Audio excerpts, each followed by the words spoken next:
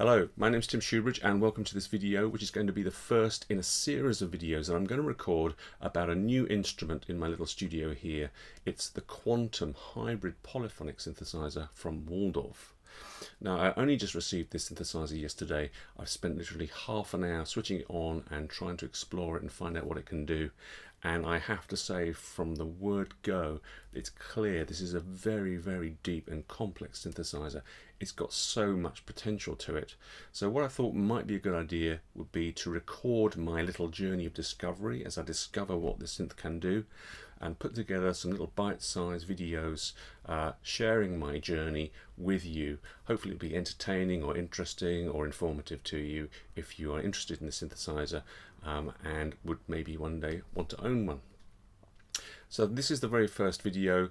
I'm literally just going to be switching it on and giving you my thoughts as I start to look at what it can do. It will start off very, very simply, but we will eventually go into some really quite complex and really quite intriguing areas of functionality of the synthesizer. So I really do hope you enjoy these videos. Thanks very, very much for watching. Okay, so this is the Waldorf Quantum. I literally received it yesterday. I've had half an hour of time to sort of like familiarize myself with it. So this first video is going to be very much an unfocused sort of find my way around kind of video and initial impressions, I guess. I'm not really going to be focusing on a specific topic, a specific thing in this first video. I really just want to sort of like give you an idea of what I'm thinking about it and just sort of like talk about the layout, etc. I know a lot of people on the internet have banged on about the build quality of this synthesizer, and I just want to reinforce that by saying it is built like a tank, and it is built to a beautiful, professional quality standpoint. It really feels fantastic. All the encoders, they feel so amazing, amazingly smooth, amazingly solid. It's a really, really solid and well thought out piece of equipment. I've never used anything like this before, I have to say. I mean, the initial impressions that you have are when you switch it on of this screen in front of you, this high resolution graphic screen, and all of these LEDs. I have to say that I'm just a little bit put off by all these LEDs. It's almost a bit over the top. They're so in your face, all these different colors. It's almost a little bit too garish for me. But what I realize, having used the synth for just a few moments, is that it's giving you visual feedback. These LEDs, as well as the screen, are giving you a level of visual feedback that I've never seen in any other synthesizer that I've ever used. Just one example, the oscillators here, 3 oscillators, they're currently showing different colored LEDs, red, green and a light blue sort of cyan color, and that is due to the fact that the colors represent the synthesis engine that has been selected for each oscillator. So if we take oscillator 3 here, it's currently got wavetable selected, which is this particular color. If I choose waveform, it goes to green. If I choose particle, it goes to blue, and resonator, it goes to red. And these colors are not just here on the oscillator sections themselves, but if you look over here at the mix section, you'll see that the LEDs are also corresponding with the sound generator selections of the oscillators. So oscillator 3, when I change the sound generator, we get a different color showing here. And not just here, but actually across the top of the screen, you've got dedicated buttons to go to various sort of modules of the synthesizer, and we've got buttons here for oscillators 1, 2 and 3. Currently oscillator 3 is selected because that's what I was just last playing around with, and as you'll see here, the color changes as well. So there's an attention to detail here with this synthesizer in terms of just color coding and visual feedback, which is really quite impressive, I have to say. Now, one other example that I've just come across from playing around with the synth of where the LEDs are really useful in giving you feedback is when you're setting up a modulation, so you want to assign an LFO to a particular parameter, and I'll show you that now. If I can remember how. So let's go oscillator 2, and oscillator 2 is set to a waveform generator. So this the kind of thing that we're used to with analog synthesizers. There's a bunch of different waveforms. We've got sawtooth, which is what we're seeing here. We've got sine wave, triangle, square, and we've got some noise sources as well. And like you can on many synthesizers, you can sort of morph that basic waveform. So we've got here a warp control, which is basically taking you from that, which is the standard sawtooth, but you can morph it this way and turn it into a square, and you can morph it this way and sort of turn it into a supersaw. And now this particular control, for example, this warp control, can be modulated, like everything else can be modulated. And the way you do that is to just touch on this little mod word there next to it, and let's go, and you can choose sort of to what extent it's modulated. We've got normal, fine, super fine. Let's go to modulations, and now I'm in this sort of modulation assignment sort of dialogue here on the screen, and it immediately, you'll see all the lights have gone out apart from a few lights, and these are the lights which, in terms of the front panel at least, are things that I can modulate that particular parameter with. I've got the 3 LFOs here. There are mounts. I've got LEDs assigned to them, and over here on the far right, the 2 envelopes, the filter envelopes here, have got a mount controls, and the lights are illuminated against them. And here we've got something called a complex modulator. I mean, all these things I'll get into in future videos, but here the complex modulator has got the LED against it. And here we've got, in a different color, the actual effect itself, the warp, which is what we are wanting to modulate. So, but just by knowing immediately that I can turn one of these 6 controls and modulate that particular parameter. So if I touch this one, it fills in immediately in the screen. LFO2, it's going to be modulating oscillators 2 warp, and we've got an amount. So we're seeing here on the screen the amount that I'm dialing in that it's going to be modulating it. And the color has changed here to green, green meaning positive, and if I turn it into negative territory, it goes to red. So we've got yet more feedback as to exactly what we're doing. We've got it negatively modulating this particular destination, and in the center it goes back to yellow. So green, yellow, red. The feedback here is just incredibly good. So that's just that.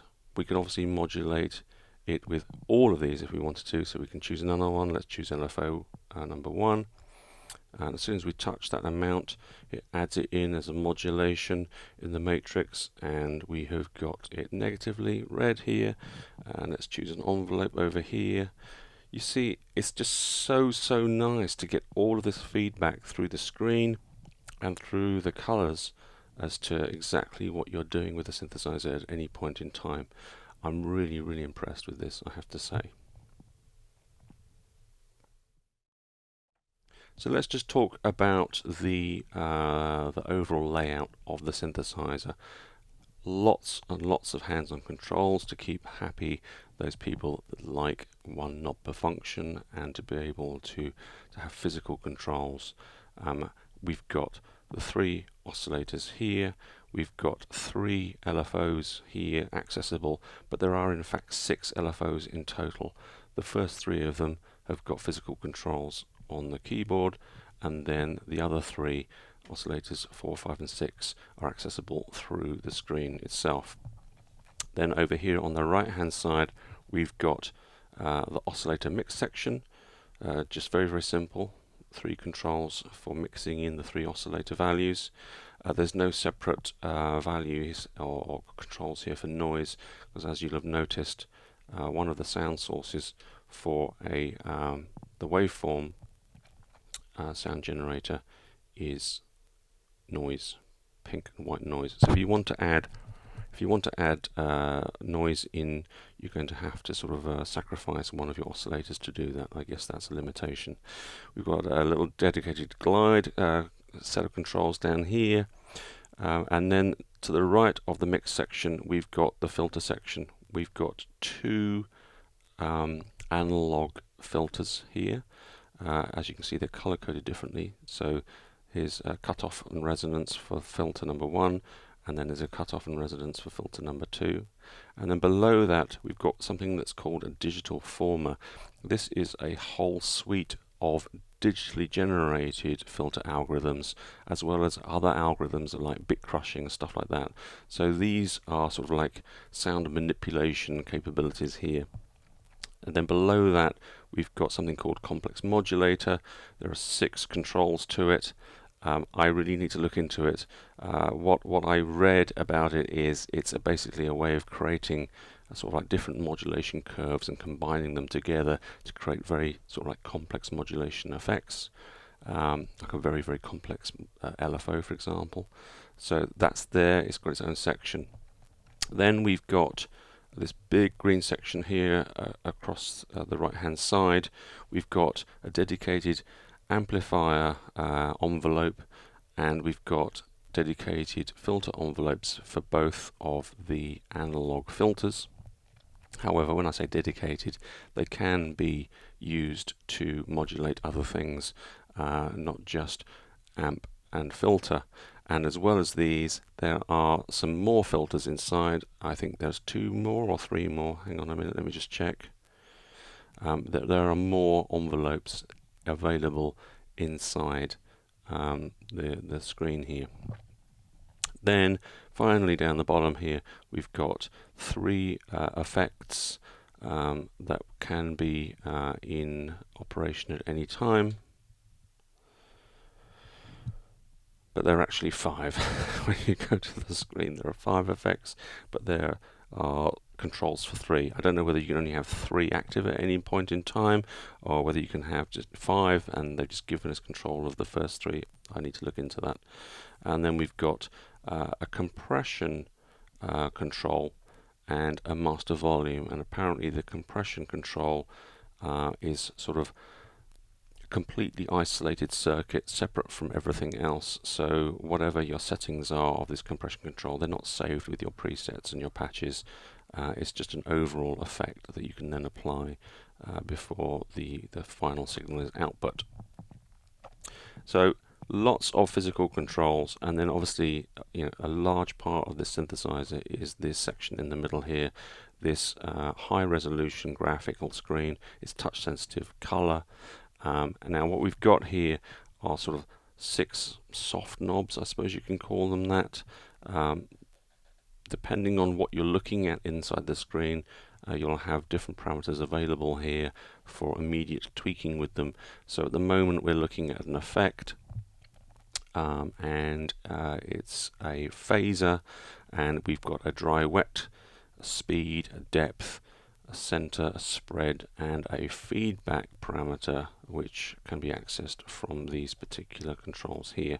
These controls also will click if you're selecting something from a list, for example. You can click it.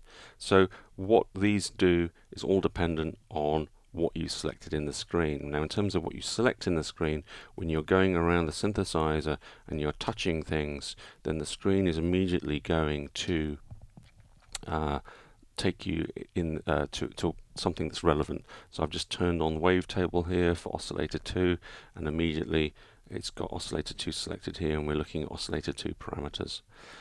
So whatever you're looking at on the screen is going to be relevant to whatever you're touching in terms of main controls, but you can also override it.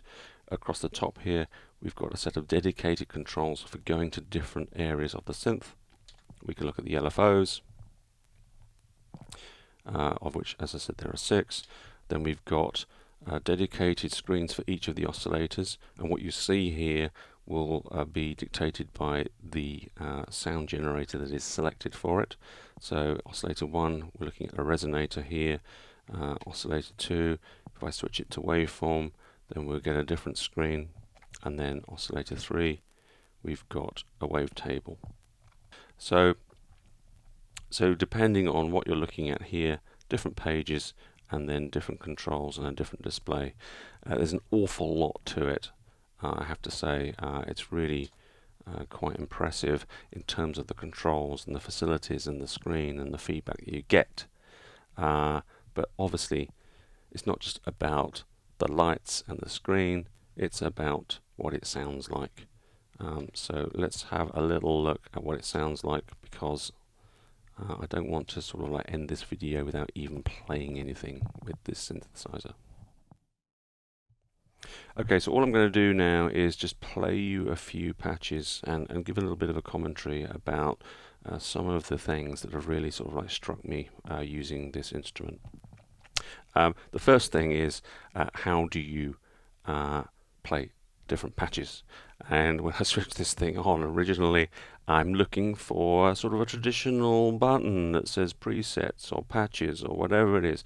I can see here on the screen it's got a little button called presets, but that's because different parts of the synthesizer allow you to create little presets, sort of reusable components, if you like. So you can set up a waveform and save it as a preset.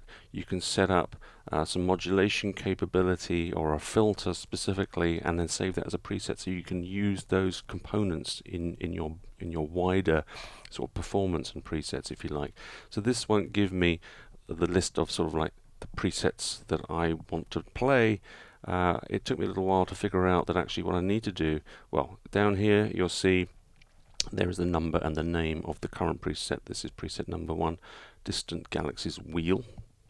And what you need to do is to just touch it. And then just touching it will bring up this little sort of like dialogue, if you like, this little dialogue box where we've got a load patch capability. You see patches down here in numerical order. And you'll see here over on the right hand side some sort of extended information about that patch. We've got the patch name, we've got what bank it's in, and this is really cool. I mean, you know, all synthesizers just have numerical banks, don't they? This one doesn't. You can give a textual name to your bank. You can give whatever textual name you want, so you can store your patches exactly how you want them. You could store them based on a project name, for example. Or you could store them based on some sort of attribute, like, I don't know, sort of atmospheric sounds or piano sounds, or however you wanted to do it. You can define your own sort of like custom bank names. Then you've got an author, so you can see who's actually the author of these patches. And then there's this thing here called attributes. I think there's 5 attributes that you can set. Let's go to this first one. It's only got 4, but I think there's space for 5. And these attributes, again, can be anything you like. I mean, obviously, the patches that come with the synth have got attributes set, things like pad, synth, atmo for atmosphere, epic.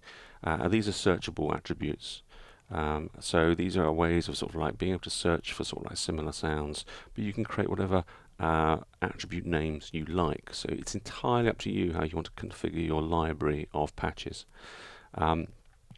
So let's just sort of like go through this, and let's choose something to listen to.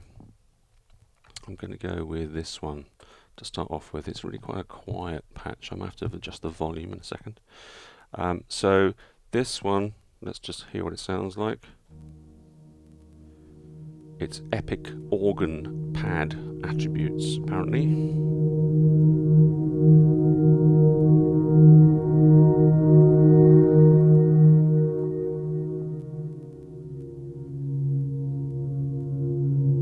It's definitely got an organic quality to it. It's based on a PCM sample of some description. Now you'll see here this feedback you get down here in the bottom left. Here you've got 1 to 8, which are the 8 voices, the 8 voice polyphony of the synth. and you'll see the current level. You don't just get a light saying that a voice is in use. You actually see its level, which is really useful for a patch like this that's got like a long release to it. So when I let it go, you'll see how long it takes for those levels to go down to 0. It really gives you a great indication of your your polyphony usage on a particular patch when you're designing one, as to how how likely you are to have some voice stealing. So here I'm holding down 4 notes. The other 4 are still in use and are going to be in use for a little while yet. It's really good to have this kind of visual feedback. Really, really good. And then next to it you've got left and right, which is obviously the main output volume. So let's choose another patch. Let's go for this one here, number 19.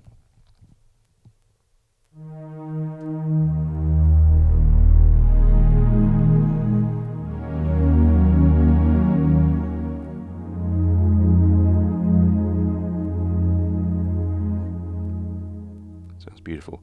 So each of the 3 oscillators, they're all blue, they're all in this particle sound generator. So let's just choose one of them. And oscillator 1 here, so you'll see you've got this visual representation of the waveform, a very accurate visual representation of the waveform. In fact, you'll actually see that there are 3 waveforms, so there are 3 sample files that are listed above here, and you can see here, hopefully you can see that they have different key ranges. So there's one sample for the sort of like the lower, first sort of region of the keyboard, then middle, and then top. So depending on what note we play, we'll probably see it, hopefully we'll see it selecting. There we go. So I press the first note and it's selecting this first sample.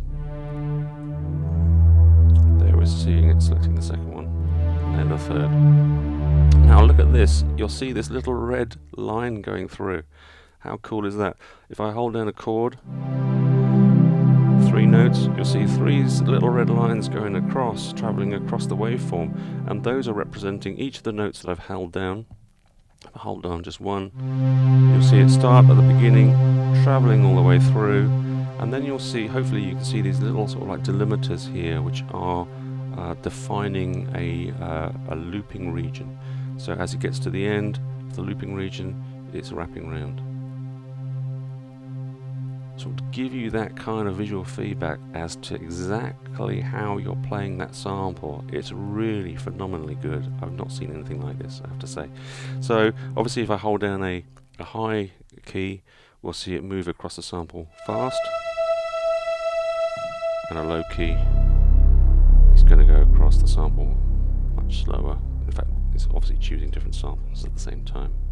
Such amazing visual feedback. Really amazing, really useful, not just fun to watch, but really useful feedback.